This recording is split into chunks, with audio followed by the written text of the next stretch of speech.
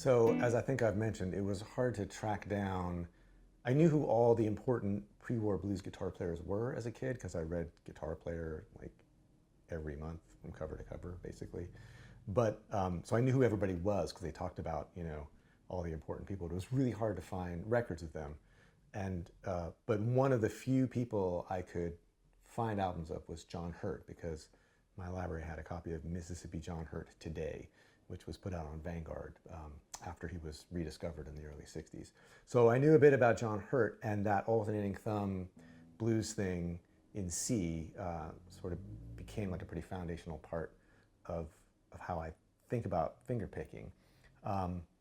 But then as I got more into blues and jazz, different kinds of, ensemble versions of that, I found some of the ways that those musicians would play the chords kind of creeping into my playing. So what I'm going to show you today is a way to take those first 4 bars of a blues in C and run a few, like a different set of chord changes on them to get you over to the 4.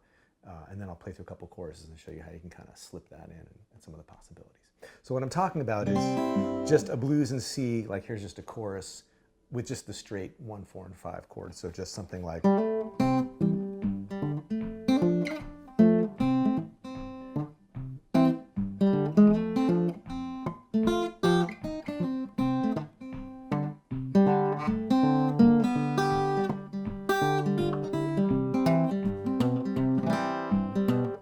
just 1, 4, and 5. Now to get from the 1 over to the 4 chord that begins the second line, you're still the skeleton of it is still gonna be a C chord over to an F chord in bar 2, and then 2 bars of C. But we can dress it up like this. We can go from the C to a C7, maybe with the 5th in the bass, over to an F chord. I'm using my thumb for the bass, and then I've got the root 3rd and 5th of the F. And from there to an F minor chord.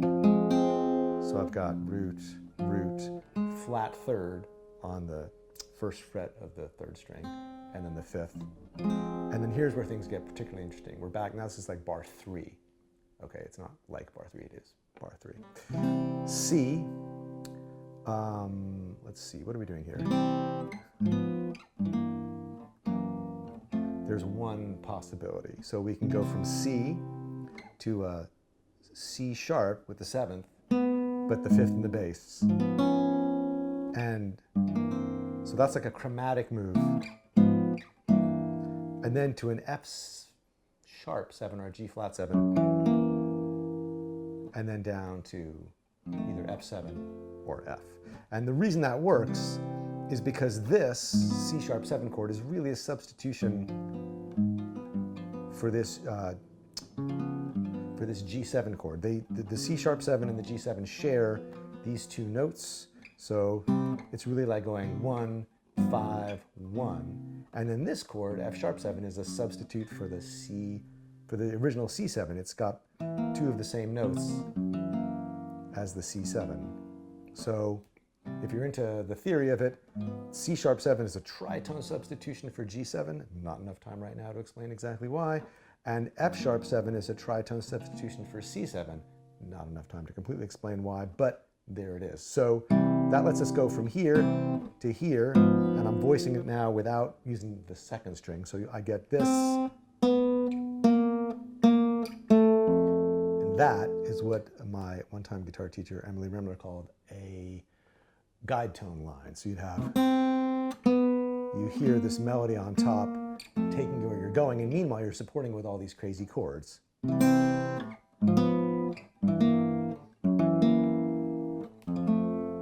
And so if you pop that into the John Hurt chord progression,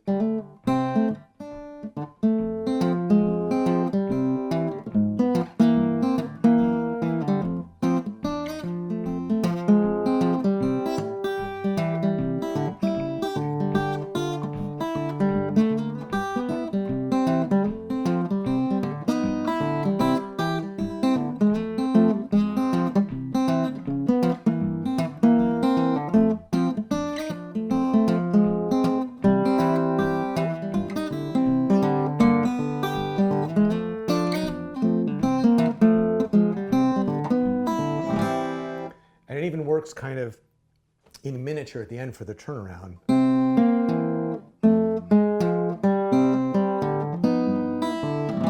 So it's just C to C7 to F minor. And so there's that guide tone line going down all the way to an open G. And then, just to make things a little weird, there's a G7 flat 13 chord at the end to take you back to C. So there's the root flat 7 third and flat 13th of the G chord. So there it is, those chords. There's your chord substitution to take you from 1 to 4 in the context of that Mississippi John Hurt style alternating thumb.